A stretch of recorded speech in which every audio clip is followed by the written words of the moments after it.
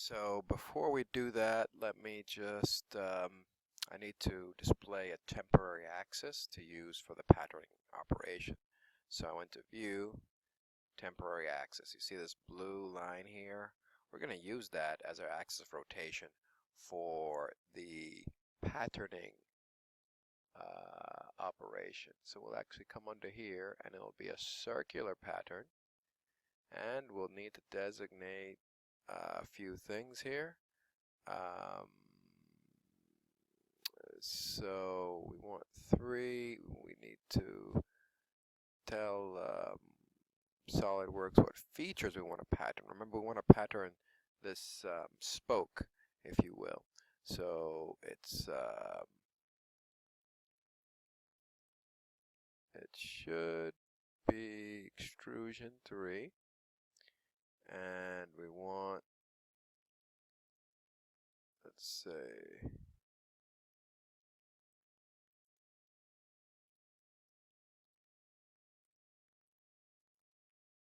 we want 2 of these, three total. We also need to designate the axis, I think. So that's this guy. There we go. Alright, so I designate the axis here. The number is here, 360 degrees all the way around. We want equal spacing. And we actually want these to be I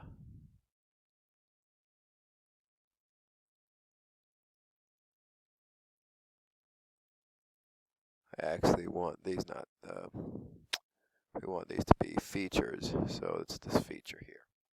Okay, so you see how it created, I could increase this up to 4, but I'm just going to use 3 here, and I believe we're all set.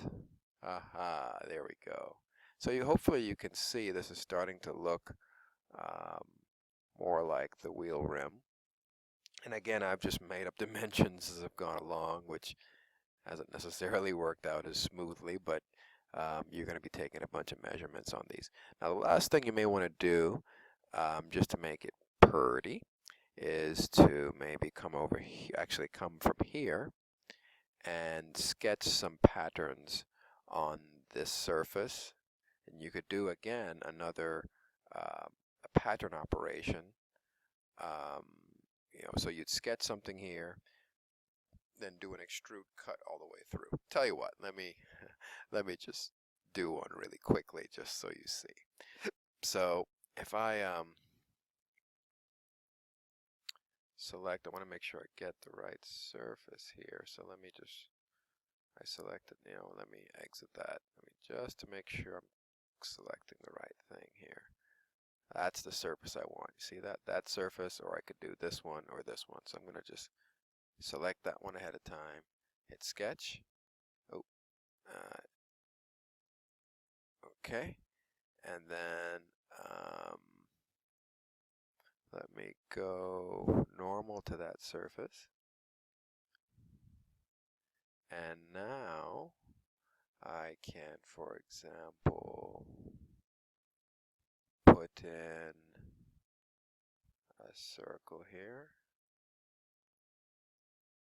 I'm just kind of doing this randomly here. Dimension it. 3 millimeters, let's say.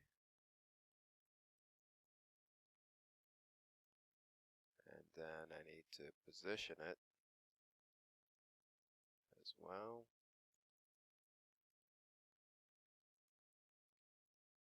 Let's just do 7.